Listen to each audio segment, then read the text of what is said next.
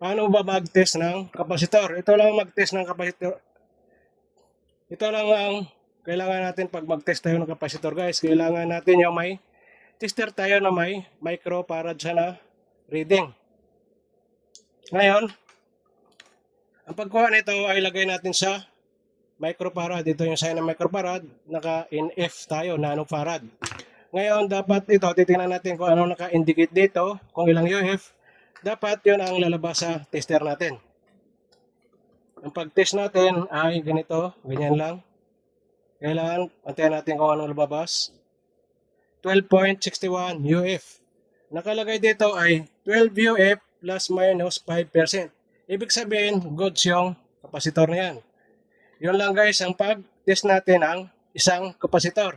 Pag bumabasa ng mga 10 or UF, ibig sabihin ay mababa na ang reading nito ng kapasitansya.